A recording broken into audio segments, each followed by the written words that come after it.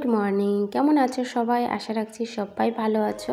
আবারও নতুন একটা দিনে নতুন ভিডিওতে আমি সাথী সবাইকে ওয়েলকাম জানাচ্ছি। সকালে না, আজ কয়েকদিন ধরে একটু বেলাতে এই ভিডিওটা শুরু করছি আর কি। আর ভয়েস দিচ্ছি হচ্ছে সকালবেলায়, কারণ গতকালকে রাত্রে মিস্ত্রি এসেছিল বাড়িতে কাজে। আসলে ব্যাপার হচ্ছে কি, মানে বর্তমানে এখন মিস্ত্রির থেকে কাজের চাহিদা বেশি, তো মিস্ত্রি কিছুতেই পাওয়া যাচ্ছে না। বেশ কিছুদিন হচ্ছে বাড়িতে কাজ বন্ধ ছিল, সেই কারণে আবার নতুন মিস্ত্রি ঠিক করা হয়েছে। তো ওরা বললো যে রাত্রে এসে কাজটা কমপ্লিট করে দেবে। তো সেই কালকে জানো না 12:30 পর্যন্ত রাত্রে কাজ হয়েছে, অত পর্যন্ত জেগেছিলাম আর ভয়েস দিতে পারিনি। তো সকালবেলায় তাড়াহুড়ো করে ভয়েসটা দিচ্ছি, হয়তো খুব একটা ভালোই হয়নি। যাই হোক, তাও কি করব, করতেই হলো। সকালবেলা মানে কি, একটু বেলাতে গিয়েছিলাম ছাদে, আর সেখানে গাছে একটা ফুল ফুটেছে, সেটা তো তোমাদের দেখালাম। যাই হোক, চলে এসেছি রান্নাঘরে। আজকে অনেকটা সময় রান্নাঘরে কাটালাম, রান্নাঘরের ভিডিওই তোমাদের সাথে শেয়ার করলাম। যে সকালে বেশিরভাগ দিনে কী হয়, আসলে সকালের রান্নাবান্নাটা তোমাদের সাথে শেয়ার হয় না, দুপুরের রান্নাটাই তোমাদের সাথে শেয়ার করি। তো আজকে হচ্ছে সকালে করেছিলাম আলু সিদ্ধ, আর সাথে হচ্ছে বেগুন ভাজা। এটাই হচ্ছে সকালে আজকে খাবারে ছিল। তো চলো এখন হচ্ছে আলু সিদ্ধটা বসিয়ে দিচ্ছি, আর সাথে বেগুন ভাজবো বলে একটু লবণ হলুদ একটু চিনি মাখিয়ে নিচ্ছি। এই যে চিনিটা মাখিয়ে নিলে বেগুনটা খেতে কিন্তু খুব স্বাদ হয়, আমরা সবাই জানি এটা, ঠিক আছে। তো যাই হোক, মানে খাবো হচ্ছে আমরা 3 জন মানুষ, তো সেই কারণে দেখো অল্প একটু বেগুন, ছোট্ট একটা বেগুন কেটে নিয়েছি। তো চলো দেখতে থাকো, আর সবাইকে একটাই রিকোয়েস্ট, প্লিজ একটা লাইক করে দিও। চলো বেগুনটা ভেজে নিই।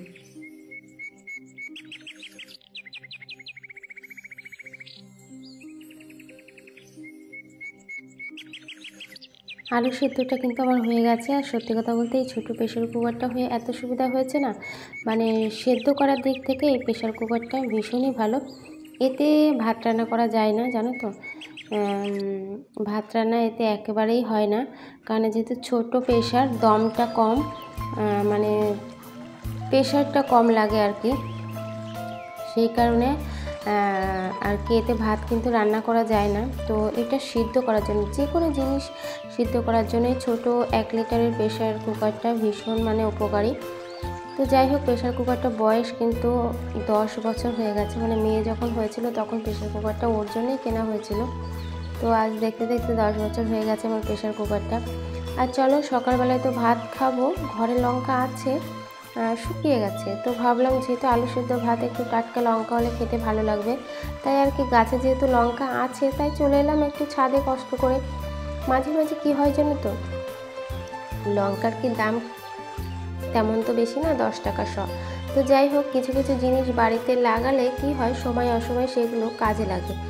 এই যেরকম দেখো, লঙ্কা গাছ দোতলায় আছে, আবার 3 তলাতেও আছে লঙ্কা গাছ। তো একটু টাটকা লঙ্কা হলে কি হয়, খেতে ভালো লাগে, সেদ্ধ ভাত হলে বিশেষ করে, তো আমার তো ভালো লাগে। যাই হোক, তো সেই কারণে চলে এলাম একটু ছাদে কষ্ট করে, আর অনেকগুলো লঙ্কাই তুলে নিলাম। আর এই গাছটা থেকে প্রচুর লঙ্কা দিল এই গাছটা।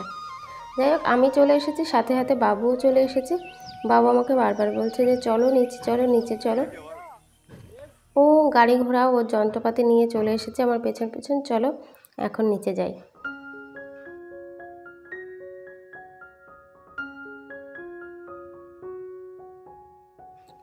সকালের খাওয়া দাওয়া শেষ করে এসেছি আরও অনেক বেলায় দুপুরে রান্না করব বলে। আর আজ হচ্ছে রান্না করব ডিম। তো দেখো কতগুলো ডিম নিয়েছি। আর হচ্ছে একটা সত্যি কথা কি জানো, ক্যামেরার সামনে কাজ করা, ক্যামেরার পেছনে কাজ করাটা অনেক আলাদা। এতক্ষণ ডিম ছাড়াচ্ছিলাম ক্যামেরার পেছনে, কত সুন্দর হচ্ছিল, যেই ক্যামেরাটা অন করে ডিম ছাড়াতে গেছে ডিমটা ভেঙেই গেল। দেখো, 2টো ডিম ক্যামেরাতে ছাড়িয়েছি, তো 2টো ডিমের অবস্থাই খারাপ, একটাও ভালো হয়নি। আর যখন ক্যামেরা অন করিনি তখন ডিমগুলো বেশ ভালোই ছাড়িয়ে নিচ্ছিলাম। তো ব্যাপার হচ্ছে এটাই, ক্যামেরার সামনে কাজগুলো খুবই ধীর গতিতে করতে হয়, ঠিক আছে, আর ক্যামেরার পেছনে আমরা দৌড়ে দৌড়ে কাজ করি, এটা ঠিক কিনা বলো? তো যাই হোক, চলো এখন ডিম ছাড়িয়ে নিচ্ছি। ওই দেখো, দেখেছো ডিমের কী অবস্থা, বললাম না? তো চলো, এই যে খোসার গায়ে একটু লেগেছিল, ওগুলো তো আমার পেটেই যাবে। চলো খেয়ে নিলাম, আর এবার চলো রান্নাটার প্রস্তুতি করি।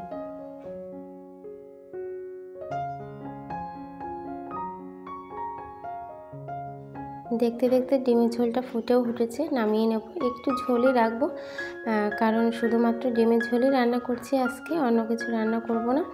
আর রান্না হয়ে গেছে, বেলা দুপুরও হয়ে গেছে। মেয়ে আজকে স্কুলে যায়নি, ওকে পাঠানো হয়নি। তো যাই হোক, রান্না হয়ে গেছে, এবার হচ্ছে স্নান করে সবাইকে খেতে দেবো। চলো, আজকের ব্লগটা কিন্তু এতটুকুই। কেমন লাগলো সেটা কিন্তু অবশ্যই কমেন্ট করে জানিও। তবে হ্যাঁ, ব্লগটা এতটুকু হলেও কাজ যে আমার শেষ হয়ে গেছে তা কিন্তু নয়, কাজ আমার শেষ হয়নি এখনও।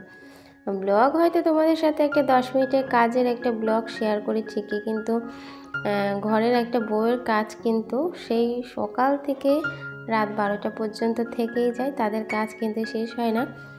এই দেখো, এখন হচ্ছে মানে রান্নাঘরের কাজটা কমপ্লিট করে আসলাম, আর হচ্ছে এবার এসেছি বাইরে হলঘরটা ঝাড়ু দেব। আর ছেলে কী করেছে, দোকান থেকে একটু ফুটি নিয়ে এসছে। মানে এই যে গরম পড়ছে, দোকানেই ঠান্ডা ঠান্ডা এটা ওটা তোলা হবে, ফুটি, স্প্রাইট, ক্যাম্পা, মানে যেগুলো চলে আর কি, ছোটোখাটো জিনিস। তো সেগুলো তোলা হয়েছে, আর সেগুলো ঘন ঘন ফ্রিজ থেকে বের করে নিয়ে এসে খাচ্ছে। তো তার জন্য আর কি ওকে আমি বকা দিচ্ছিলাম যে কেন আবার নিয়ে এসেছিস, ঠিক আছে, কিন্তু ও তো কিছুতেই শুনবে না। তো কী করলাম বুদ্ধি করে, একটা বোতলের ফুটি নিয়ে এসেছিলো, তো আমি বললাম কি আমি একটু খাই তোমার থেকে। তো বললো ঠিক আছে। তো ওর থেকে অর্ধেকটা আমি আবার নামিয়ে রেখে দিলাম, নামিয়ে রেখে আমি এবার কিছুটা খেলাম, আর অর্ধেকটা ওর ছেলেকে দিলাম। তো চলো, এখন হচ্ছে হলঘরটা ঝাড়ু দিয়ে নেবো, আর তারপরে যাব স্নান করতে। ওরা গেছে উপরে, সবাই মিলে গেছে উপরে স্নান করতে। বাবু স্নান হয়ে গেছে, বাবু চলে এসেছে, আর মেয়ে আর ওর বাবা রয়েছে উপরে, ওরা স্নান করতে গেছে। তো চলো, হাতে কিন্তু একটা মোবাইল রয়েছে। তো কি করি, ওই সারাদিনে আর কি, মানে ছেলে বলছে এখন মোবাইল চালিয়ে দিতে, তাই আর কি ওর মোবাইলটা চালিয়ে দিচ্ছে। আমার ব্যাকগ্রাউন্ড দেখে কেউ হাসাহাসি করবেন না প্লিজ আপনারা, কারণ বাড়িতে কাজ হচ্ছে, তোমরা অনেকেই জানো। তো দেখো, চারিদিকে ছড়ানো ছিটানো জিনিসপত্র পড়ে আছে। অবশ্য এরকম থাকবে না, কিছুদিন পর আর হয়তো 10 দিন মতো লাগবে, তো তার মধ্যে কমপ্লিট হয়ে যাবে। যেহেতু মিস্ত্রি পাচ্ছিলাম না বলে আমাদের কাজটা এত দিন সময় লাগলো, মিস্ত্রিতেই আমাদের কাজটা সমস্যা করে দিচ্ছিল। তো যাই হোক, আবার সব কিছু ঠিক হয়ে যাবে। আজকের মতো এইটুকু, দেখাবে পরের ভিডিওতে। Tata, bye. সবাই কিন্তু ভালো থেকো, আর লাইক কমেন্ট করতে কিন্তু কেউ ভুলো না। চলো, আজ এইটুকু।